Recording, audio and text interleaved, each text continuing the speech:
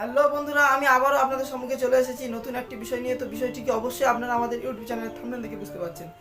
তো আমরা দেখবেন অনেক সময় মেডিসিন দোকান থেকে ওষুধ কিনতে যাই এবং ডাক্তারেরা বেশিরভাগ প্রেসক্রাইব করে থাকে যে খাবার আগে এবং খাওয়ার পরে যে সমস্ত ওষুধ লিখে থাকে খাবার আগে এবং খাওয়ার পরে, এগুলো লেখার কারণটা কি অবশ্যই আমাদের জানার ইচ্ছা থাকে এবং এটা প্রত্যেকের জানাও উচিত। তো তাই এই বিষয়ে আমি আপনাদের সম্মুখে বিস্তারিত আলোচনা করব। প্রথমত যেটা খাবার পরে, এই বিষয়টি নিয়ে আপনাদের সম্মুখে আলোচনা করব। খাবার পরে যে ওষুধগুলো ডাক্তারবাবুরা প্রেসক্রাইব করে থাকেন সেগুলো আমরা সাধারণত অনেক সময় ভুলবশত খাবার আগে খেয়ে নিই। তো এটা খাবার আগে খেলে কি কি সমস্যা হতে পারে? এটা খাবার আগে খেলে আমাদের স্টমাকে ডাইরেক্ট চলে যায়, যাওয়ার ফলে স্টমাকে অ্যাটাচ হয়ে যায়, তাই যার ফলে যে অ্যাবজর্পশনের যে সিস্টেমটা ওটা সম্পূর্ণভাবে ব্রেক হয়ে যায়, যার ফলে আমাদের বিভিন্ন অ্যালসার বা গ্যাস্ট্রিকের সম্ভাবনা থাকে এবং এর মাধ্যমে বিভিন্ন সাইড এফেক্ট দেখা দিতে পারে। তাই আমাদের এই যে খাবার পরের ওষুধগুলো, এগুলো অবশ্যই খাবার পরেই খেতে হবে, খাবার আগে ভুলবশত খাওয়া চলবে না। এই বিষয়ে আমাদের প্রত্যেকের স্ট্রিক্ট থাকতে হবে। তাই আমাদের প্রত্যেকের উচিত যে সমস্ত ওষুধগুলো খাবার পরে লেখা রয়েছে সেগুলো অবশ্যই দেখে শুনে ভালো মন্দভাবে বুঝে খেতে হবে, কারণ এইগুলো হাই ডোজেস হয়, যার ফলে আমাদের স্টমাকে ডাইরেক্ট চলে যায়, যার ফলে অ্যালসারের সৃষ্টি হয়।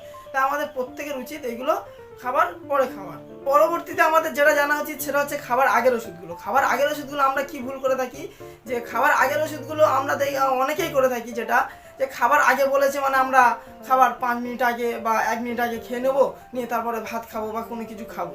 এটা করা একদম চলবে না, কারণ আমাদের যে ওষুধের যে অ্যাবজর্পশন সিস্টেমটা সম্পূর্ণরূপে ব্রেক হয়, যার ফলে আমাদের যে ওষুধটা যেটা স্টমাকে গিয়ে ডাইরেক্টভাবে যে অ্যাবজর্পশনটা হবে, হয়ে যে ড্রাগের যে বেনিফিটটা দেবে সেই বেনিফিটটা সম্পূর্ণরূপে দেবে না। সম্পূর্ণরূপে কি দেবে না, একটা সাইড এফেক্ট দেখা দেবে। তাই আমাদের ওটা উচিত হচ্ছে খাবার হয় 1 ঘন্টা আগে, নয় খাবার 2 ঘন্টা পরে। এই সিস্টেমভাবে আমাদের মেনে চলতে হবে। বা আবার অনেকে কি করে থাকি, ভাত খেতে বসেছি এবং হঠাৎ মনে উঠেছে যে এই খাবার আগের ওষুধটা খাওয়া হয়নি, তো আমরা সঙ্গে সঙ্গে ভাত খেতে উঠে গিয়ে এখন ভাত সবে খাওয়া শুরু করেছে, তো খেতে উঠে গিয়ে কি করে যে খাবার আগের ওষুধটা খেয়ে নিই। এটা একদম করা চলবে না, কারণ ভাত খাওয়ার আগের ওষুধটা অবশ্যই আমাদের 1 ঘন্টা আগে খেতে হবে। বা যদি আমরা ভুলবশত না খেয়ে যদি ভাত খেতে বসে যাই, তখন আমাদের উচিত হয় খেয়ে নিয়ে সম্পূর্ণ খাওয়া কমপ্লিট করে 2 ঘন্টা পরে ওষুধটা খেতে হবে। খেলে তবে আমাদের যে একটা ড্রাগের যে অ্যাবজর্পশন সিস্টেমটা, অর্থাৎ যেটাকে শোষণ বলা হয়, যে ওই ওষুধের শোষণ পদ্ধতিটা সম্পূর্ণরূপে ভালোভাবে হওয়ার ফলে যে আমরা বেনিফিটটা পাবো, এই বেনিফিটটা সম্পূর্ণরূপে পেয়ে যাব। নাহলে আমরা যে সমস্ত নিয়মগুলো ব্রেক করার ফলে সেই অ্যাবজর্পশন সিস্টেম বা বিভিন্ন ড্রাগের যে বেনিফিট সিস্টেম সম্পূর্ণরূপে ব্রেক হয়ে যাবে। আরও কিছু কিছু ওষুধ রয়েছে যেগুলো আমাদের দেখবেন খাবার আগেও খেলে হবে, খাওয়ার পরেও খেলে হবে, যেটা আমাদের ডাক্তারবাবুরা সিচুয়েশন বুঝে দিয়ে থাকেন।